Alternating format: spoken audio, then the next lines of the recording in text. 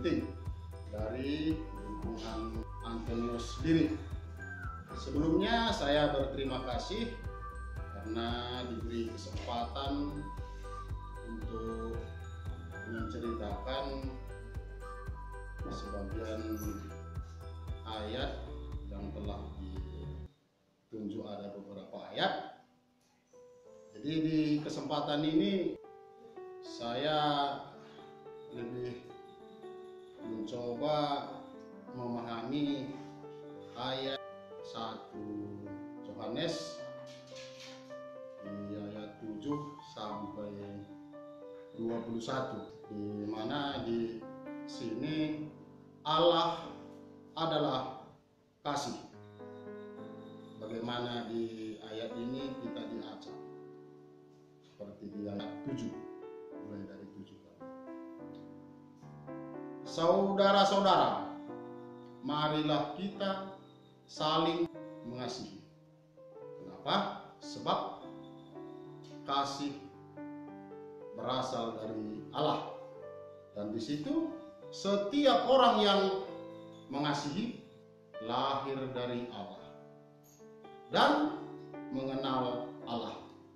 Saudara-saudara, orang yang tidak mengasihi, orang yang tidak mengenal Allah, sebab Allah adalah kasih.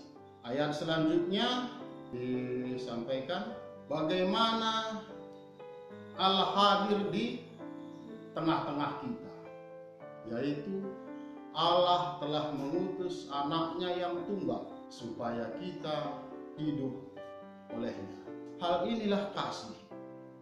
Jadi bukan kita yang mengasihi Allah, tetapi Allah yang telah mengasihi kita dengan mengutus putranya yang tunggal sebagai perdamaian dengan dosa-dosa kita.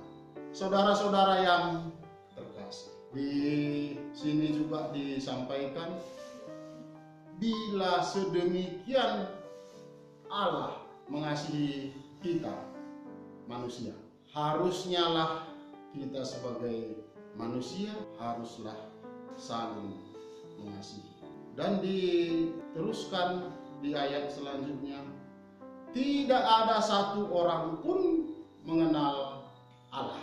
Jika kita saling mengasihi, dia mengatakan Allah ada di dalam kita, dan kasih Allah sempurna di hati kita. Bagaimana kalau dibandingkan bagaimana kasih dengan kebaikan?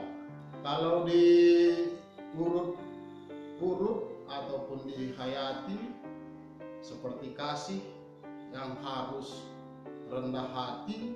Jadi untuk memperdalam sampai ke hati, saya mencoba membandingkan dengan kehidupan kita sehari-hari, seperti ayat yang saya pilih 1 Yohanes ayat 7 sampai 21 tadi.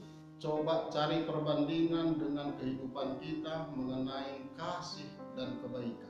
Maksudnya kalau kebaikan itu sudah banyak bisa kita lihat, banyak kita lakukan di kehidupan sehari-hari, di mana kebaikan bisa kita sering permainkan di kehidupan kita. Seperti ada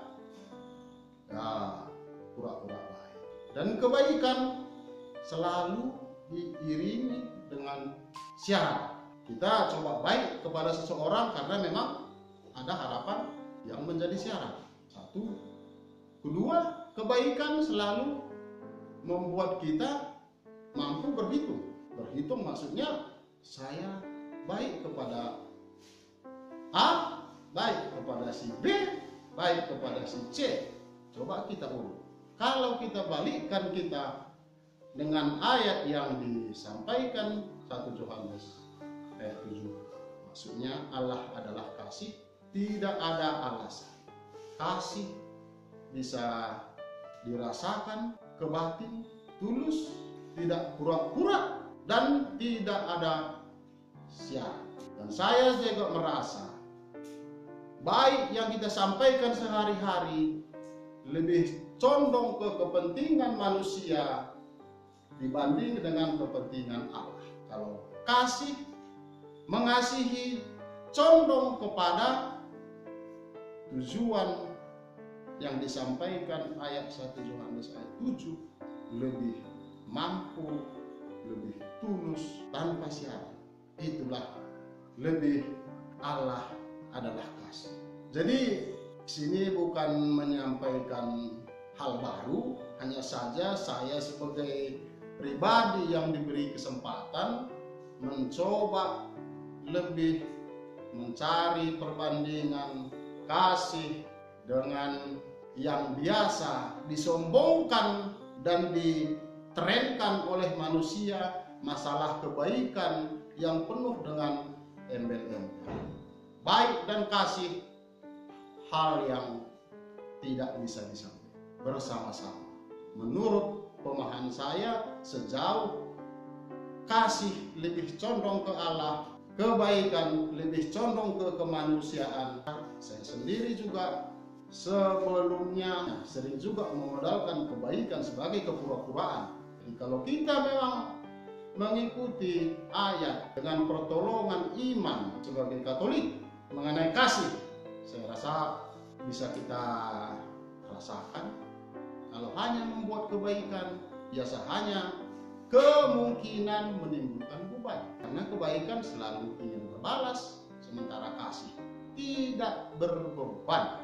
Disinilah saya rasa sebisa seiman saya yang dangkal menyampaikan penghayatan mengenai kasih.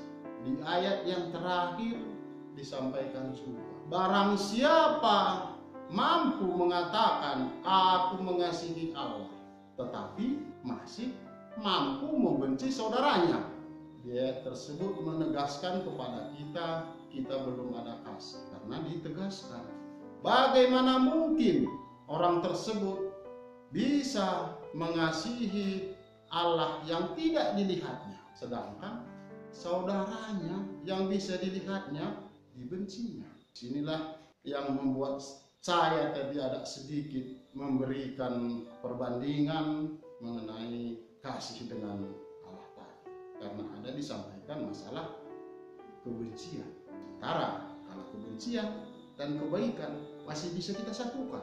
Walaupun kita benci seseorang, masih bisa berpura-pura baik. Tidak ada urusannya dengan kasih.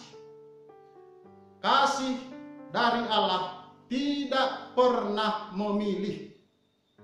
Tidak ada pilihan lain. Tidak ada syarat. Tidak ada 1, 2, 3 ABCD. Sementara kalau kebaikan yang kita sombongkan pada saat-saat sekarang ini penuh dengan pilihan dan syarat. Ayolah ke rumah si A, nggak enak, dia kemarin baik sama kita. Seperti itu yang kita agung-agungkan, sehingga kita sepertinya berada dalam jalur kasih, sementara kita semakin jauh meninggalkan kasih. Kalau memang baik-baiknya manusia yang kita sampaikan. Disinilah kasih yang saya rasakan setelah saya berulang-ulang membaca dan mengingat-ingat maksud-maksud yang disampaikan ayat-ayat.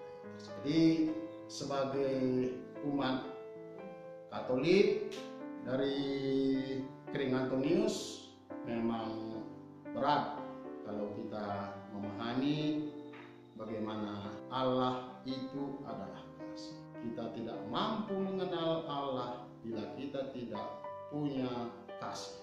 Demikian, terima kasih. Sekali lagi mohon maaf sebelum dan sesudahnya. Salam.